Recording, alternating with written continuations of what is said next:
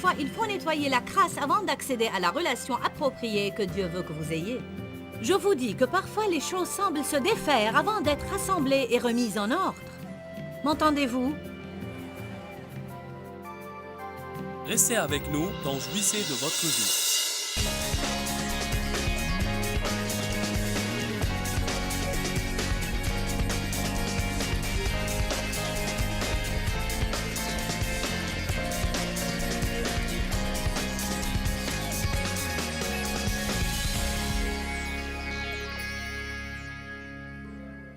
Paul a remis ce qu'il avait dans les mains du berger. Et le contentement n'a besoin de se mesurer à personne d'autre. Le contentement n'a pas besoin de comparer ses possessions, ses dons et talents, comment on se présente, ce qu'on possède. Être quitte de la comparaison est formidable. David l'affirme dans les psaumes. « Je ne voudrais rien. » Vous savez, c'est le témoignage d'une foi accomplie. Comment peut-il faire ce témoignage? Parce qu'il sait, à cause de ce qu'il a enduré, que mon Père prendra toujours soin de moi. David témoigne « Je ne voudrais rien », bien qu'il ait eu un de ses propres fils, Absalom, qui essayait d'usurper son trône. Et il affirme quand même « Je ne voudrais rien ». Qu'est-ce que j'éprouverais si un de mes enfants se tenait tapis derrière mon dos pour usurper mon ministère? Je me demande si je suis assez mûr et assez avancé pour dire « L'Éternel est mon berger, je ne voudrais rien. Il me fait reposer dans de verts pâturages, il me dirige près des eaux paisibles. Il restaure et refait mon âme. Ma coupe déborde. » Je veux continuer à progresser jusqu'à y arriver. David dit dans le psaume 91:7 que 1000 tombent à mon côté, je ne serai pas atteint. Dieu prendra soin de moi. 1 Timothée 6 et 7 dit, c'est une grande source de gain que la piété avec le contentement. Car nous n'avons rien apporté dans le monde et il est certain que nous n'en pouvons rien emporter. Ne donnons pas aux possessions plus d'importance qu'il ne le faut. Ne faisons pas de la position plus qu'on le doit. Dans la vie, on rivalise bien des fois pour des positions. Je veux être le premier, le plus fort, le plus grand, le patron, celui qui a l'autorité. Je ne veux pas avoir le dessous. Je ne veux pas qu'on me dise, je veux dire. Ah mon Dieu. Madame Guillon est un grand auteur du XVIe siècle qui a beaucoup enseigné sur la maturité spirituelle. Elle enseigne un principe d'acceptation avec joie. Autrement dit, j'accepte tout ce qui me vient avec joie et j'apprends à ne pas résister toutes mes circonstances parce que je viens à croire que Dieu travaille dans chacune de mes circonstances. Dieu est quelque part dans cette circonstance si je sais l'y trouver. J'ai eu une situation contrariante avec quelqu'un il y a 2 semaines. Difficile, malaisée, pas ce dont j'aurais voulu m'occuper. Pénible, émotionnellement fatigante. Et au 2e jour, ça m'est venu à cœur parce qu'en réalité, je lisais ce livre de Watchman Nee qui a un chapitre sur le fait que Dieu est en toutes nos circonstances. Bien que je le sache et que j'ai pu l'avoir enseigné dans le passé, je ne suis pas différente de qui que ce soit. Je dois être rappelé ces principes et ces vérités que nous trouvons dans la parole de Dieu. Ainsi, c'était encore frais dans mon esprit que Dieu œuvre dans nos circonstances, de sorte que dans cette situation, j'ai dit à cette personne, peu importe à quoi ça peut ressembler maintenant, peu importe à quel point ça peut nous sembler terrible, je sens dans mon cœur, j'ai senti réellement dans mon cœur que Dieu agissait dans cette situation et que d'une façon ou d'une autre, elle allait engendrer une liberté. Et même plus de familiarité et d'intimité entre nous, parce que parfois il faut nettoyer la crasse avant d'accéder à la relation appropriée que Dieu veut que vous ayez. Je vous dis que parfois les choses semblent se défaire avant d'être rassemblées et remises en ordre. M'entendez-vous? On ne peut pas faire des petits pansements sur tout et s'attendre à ce qu'elles se rétablissent. Parfois on doit nettoyer la blessure. Vous m'entendez? Vous ne pouvez pas simplement faire des petits pansements et vous savez, je vais juste recouvrir ça et je vais juste... Ainsi nous finissons avec des bandages partout, spirituellement et émotionnellement. Mais rien n'est guéri. Parce que nous ne voulons pas éprouver la douleur de laisser quelqu'un ouvrir la blessure et nettoyer l'infection et la laisser guérir. Amen. Certains passent par ce processus actuellement. Dieu a ouvert de vieilles blessures dans votre vie. Il nettoie certaines infections pour que vous puissiez avoir de bons rapports avec les gens. Car si ces maux ne sont pas traités dans votre vie, vous n'aurez jamais de bonnes relations. Même si vous viviez jusqu'à l'âge de 250 ans, vous n'aurez jamais de bons rapports avec qui que ce soit. Et vous passerez d'une relation à l'autre, détruisant l'une après l'autre, après l'autre, après l'autre, jusqu'à ce que vous permettiez à Dieu d'ouvrir quelques blessures dans votre vie que vous ne voulez pas traiter, quelques plaies puantes, quelque chose qui est mort depuis longtemps et qui a été enterré. Vous avez oublié, mais Dieu n'a pas oublié. Amen. Vous savez, effectivement, nous sommes maintenant dans cette relation. Et à cause de cette situation que nous avons eue, nos rapports sont déjà indubitablement 100 fois mieux. Nous devons traverser pour dépasser. Je dis tout le temps, la seule sortie est à travers. Personne n'aime la confrontation, mais il n'y a pas de liberté sans confrontation. La vérité vous affranchira. Non pas la cachette, mais la vérité. Et non seulement la vérité de la parole de Dieu, mais de la vérité dans tout, en appliquant la parole de Dieu dans nos vies et situations. Confronter la vérité sur notre personne, agir honnêtement avec les gens, ne pas aller dire aux gens tout le temps oui, oui, oui, oui, oui, quand votre cœur s'écrit non, non, non, non. Alors vous finissez par être manipulé et contrôlé. Il y a de l'amertume et de la rancœur et vous détestez la personne. Mais vous seriez loué soit Dieu. On n'est pas libre quand on fait ça. Amen. Nous sommes parvenus à un nouveau stade de notre relation en disant « Soyons sincères. Vous savez, ne disons pas seulement ce qu'on pense que l'autre veut entendre. Disons la vérité. » Amen. Et je ne dis pas que nous ne faisons pas des choses pour les gens juste parce qu'ils le veulent, mais vous ne pouvez pas établir une relation entière sur ça. Et quand quelqu'un veut que vous fassiez quelque chose, vous dites oui, oui, alors que vous pensez je ne veux pas faire ça. Mais je ne veux pas les fâcher, donc je dois le faire. Alors vous êtes contrôlé et manipulé. Et vous êtes le seul qui puisse briser cette domination. La plupart du temps, les gens n'arrêteront pas de vous contrôler, sauf si vous les confrontez. Oh. On doit arriver au point où l'on sait que si Dieu ne peut pas le faire, je ne le pourrai pas non plus. Et s'il ne le fait pas, alors je suppose que ça n'a pas besoin d'être fait. Allons, je crois que je dois dire cela à nouveau. Si Dieu ne peut pas le faire, je ne peux certainement pas le faire moi-même. Et si Dieu ne le fait pas, alors je suppose que ça n'a pas besoin d'être fait. Amen.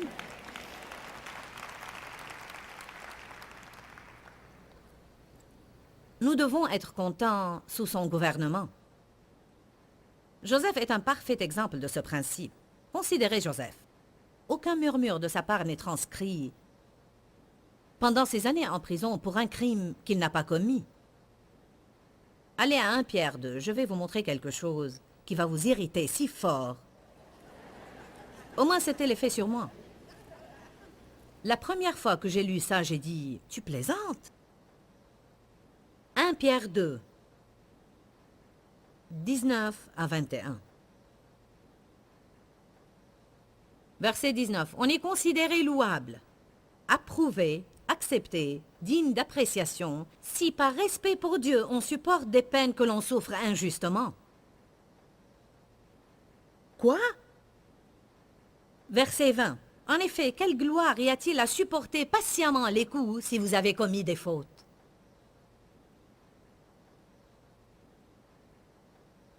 Il dit, qu'est-ce que ça prouve? Vraiment, si vous méritez d'être puni et vous êtes patient.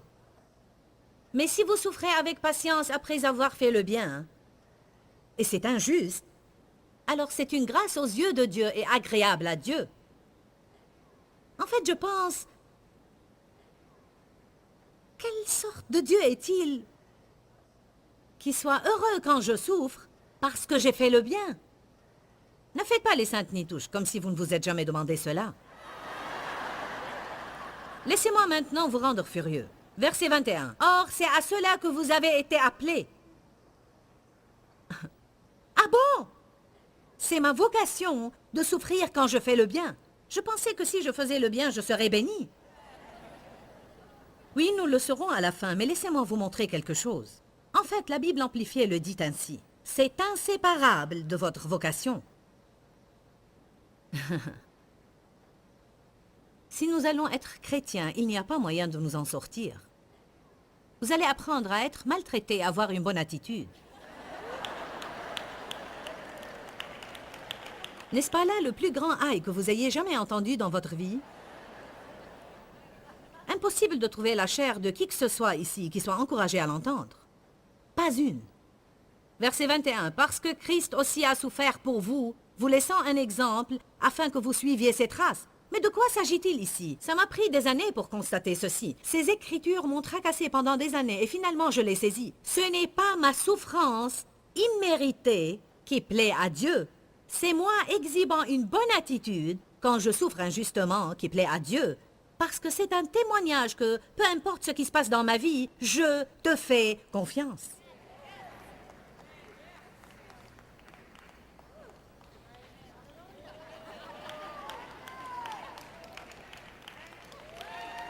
Vous n'êtes pas sûr d'aimer ça?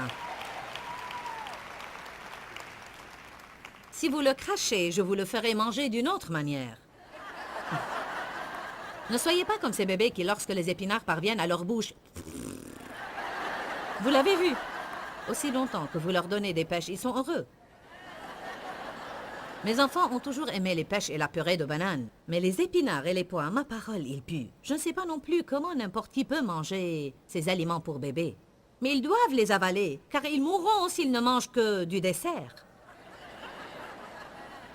Ce serait bien agréable de me tenir ici et vous dire toute la journée que Dieu veut vous bénir et comme vous êtes gentil, etc., etc.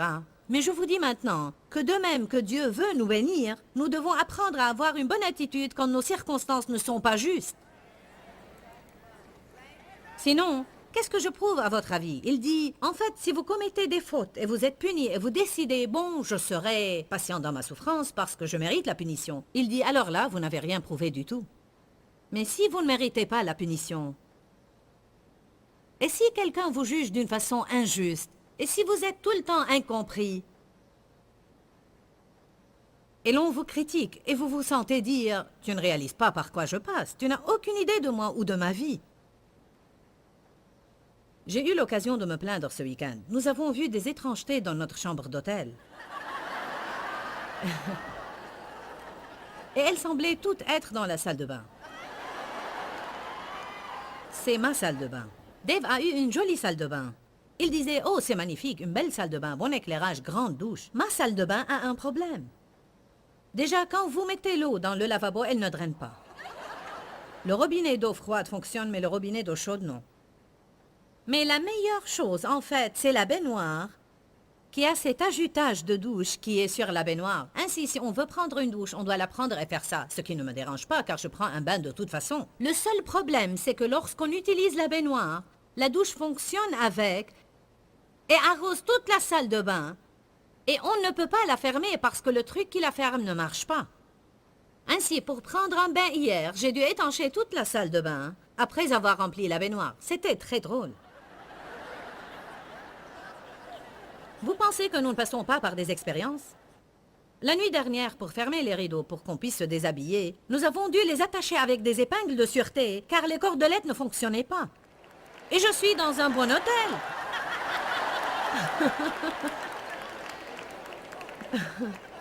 Loué soit Dieu. Dave a dit, mais le lit ici est très confortable et ma douche est très bonne et grande. Il y a des jours où l'on doit rechercher quelque chose de bon et décider d'en parler. Et ne pas maugréer au sujet de toutes ces choses qu'on n'apprécie pas, car il y en aura toujours en abondance. Les brebis sont têtues. Certaines sont ce que les bergers appellent des chenilles de barrière. Elles ne cessent de sortir et errer dans d'autres pâturages. Elles doivent toujours être ramenées par le berger, toujours être gardées et doivent toujours être punies. Les brebis ont ça de bon, c'est que bien qu'elles soient bêtes, elles ont le cœur tendre. Je veux dire, les brebis ne sont-elles pas adorables? Oh, adorables! Comme elles sont mignonnes. J'en ai vu quelques-unes à la télé l'autre jour avec cette belle toison laineuse et ses petites pattes maigres. Et à les voir trottiner, j'ai pensé comme elles sont gracieuses. Rien n'est plus mignon qu'un petit agneau. Dieu peut travailler avec les brebis, mais les chèvres, ça, c'est une autre histoire. Dans Matthieu chapitre 25, commençant vers le verset 31, la Bible dit « Quand Jésus reviendra, il séparera les brebis des chèvres. Il mettra les brebis à sa droite et elles entreront la vie éternelle. Les chèvres seront à sa gauche et s'en iront au châtiment éternel. » On a intérêt à en savoir plus sur la différence entre les brebis et les chèvres, car je veux être une brebis et non pas une chèvre. J'ai découvert en réalité que les chèvres font toujours mé. Et les brebis font ba.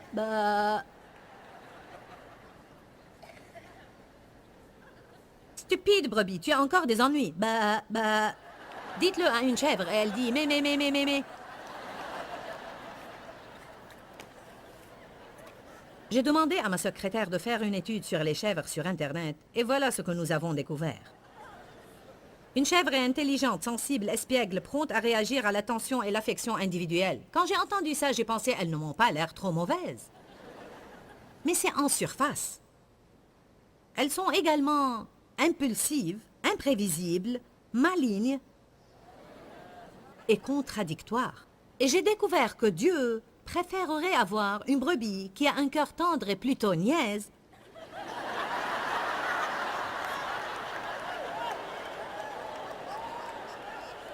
qu'une chèvre qui est agréable et toute polie, mais qui a ce caractère sournois et qui est vraiment hypocrite et qui est là pour vous avoir. Écoutez-moi. Les emballeurs de viande utilisent une vieille chèvre dressée qu'ils surnomment Judas pour mener les brebis dans les enclos d'abattage dans les boucheries. C'est un fait. Comment font-ils pour amener les brebis dans les enclos de boucherie pour être abattues? Ils dressent une vieille chèvre, qu'ils appellent Judas, pour les y conduire. Ce n'est pas étonnant que la Bible dit qu'on doit prendre garde des chèvres en vêtements de brebis ou des loups vêtus en brebis. Ce n'était pas la bonne écriture. On a mis les chèvres dans la mauvaise tenue.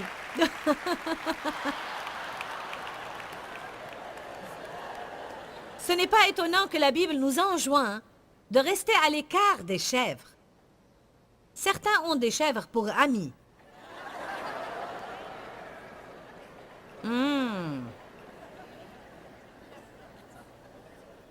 Les chèvres ne sont jamais contentes de ce qu'elles ont. Elles cherchent à gagner des pâturages plus verts et veulent toujours ce qui est juste au-delà de leur portée. Elles ne sont pas de bonnes suiveuses. Elles préfèrent diriger ou aller au loin toutes seules. Les chèvres dans une assemblée ont tendance à la diviser et à égarer les fidèles. Un chrétien qui serait désigné comme un chrétien chèvre serait quelqu'un d'imprévisible, qui pense qu'il est au-dessus de tout, qui prend le contrôle dans chaque situation, ne fonctionne pas dans un groupe et ne veut pas être dirigé. Il s'appelle une chèvre. Une brebis dressée suit le berger, avance paisiblement avec le troupeau. La brebis est contente d'être menée parce qu'elle fait confiance au berger. Une brebis entend la voix du berger et va où il la conduit. Mais une chèvre va à son gré, ainsi suscitant la désunion en ceux avec qui elle rentre en contact. Je veux être une brebis obéissante, qui suit la voix du bon berger, pas une chèvre. Mais... Bah... Je saurais mieux le faire avant la fin du week-end. J'ai dit que... J'ai fait une remarque que la Bible dit qu'il nous fait reposer dans de verts pâturages. Avez-vous jamais vu l'image de Jésus qui marche avec un troupeau de brebis, mais portant une brebis autour du cou? L'avez-vous jamais vu?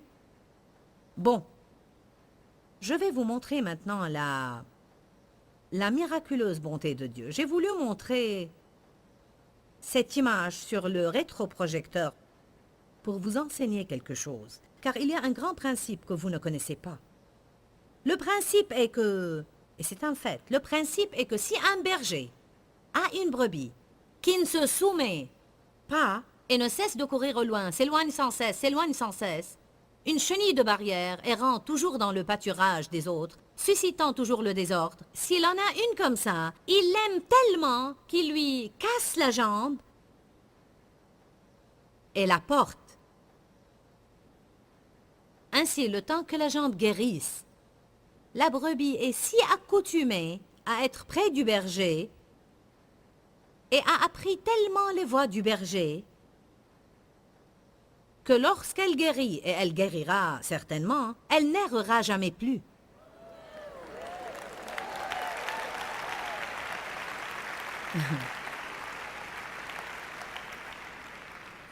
J'aime cette analogie parce que je me rappelle les années de ma vie où il se passait des choses et je pensais, mon Dieu, tout ça n'a vraiment aucun sens. Ça fait si mal. Ce n'est pas juste. Ce n'est pas correct. Et dans quelque chose que j'ai lu, j'ai aperçu cette analogie. Et j'ai su qu'il avait affectueusement cassé mes jambes. Vous savez, je ne pouvais pas faire ce que je voulais. Ça ne marchait pas comme je le voulais. Je n'obtenais pas ce que je voulais. Ça ne se passait pas comme je voulais que ça se passe. Je ne mûrissais pas aussi rapidement que je voulais. Je n'avais pas le contrôle. Je ne pouvais plus ramper sous la barrière et courir parce que mes jambes étaient cassées. Tout ce que je pouvais faire alors était de tomber visage contre terre et m'écrier « Jésus, aide-moi ». Enfin, le jour est venu où ses jambes ont guéri, mais alors j'étais si accoutumée à être près de lui. Je ne veux être nulle part d'autre. Amen. Maintenant, écoutez-moi. Souvenez-vous de ce que je vous ai dit hier au sujet de mon journal et comment, quand Dieu fait des choses spéciales pour moi, je les note. Parce que quand il agit, je veux le voir. Eh bien, vous allez participer à l'une de ces expériences parce que j'ai cherché et cherché une image à vous montrer sur le rétroprojecteur. J'ai cherché dans différentes librairies, mais ne pouvais trouver cette peinture nulle part. J'ai demandé à nos gens d'aller sur Internet et de m'en trouver une reproduction. La seule qu'ils ont pu trouver était du genre brumeux et flou. Et plus on l'agrandissait, plus elle devenait floue. Et j'ai pensé, ah, je veux que les gens puissent voir ceci. Bon alors, apportez mon image. Je veux vous montrer ce que quelqu'un m'a apporté hier soir, peinte pour moi, n'ayant pas la moindre idée de ce que j'allais prêcher là.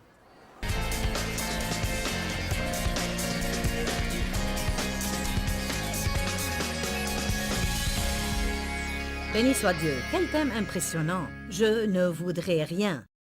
C'est probablement l'une des choses qu'on devrait dire à haute voix de notre propre bouche pendant les 2 ou 3 premières minutes de notre éveil chaque jour. Je ne voudrais rien. Le 23e psaume est impressionnant. L'Éternel est mon berger. Je ne manquerai de rien, il prendra soin de moi. Il comblera mes besoins. Même si je n'obtiens pas tout ce que je veux dans la vie, il peut quand même me garder satisfait parce qu'il est ma part.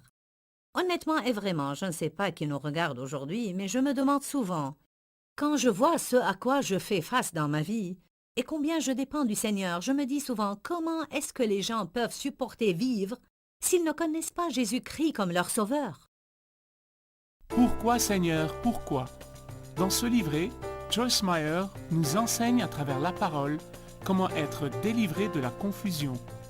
Pour obtenir ce livret gratuitement, écrivez-nous à Joyce Meyer, boîte postale 40095-6300 Larnaca, Chypre. Ou bien visitez notre site web www.joycemeyer.org/fr.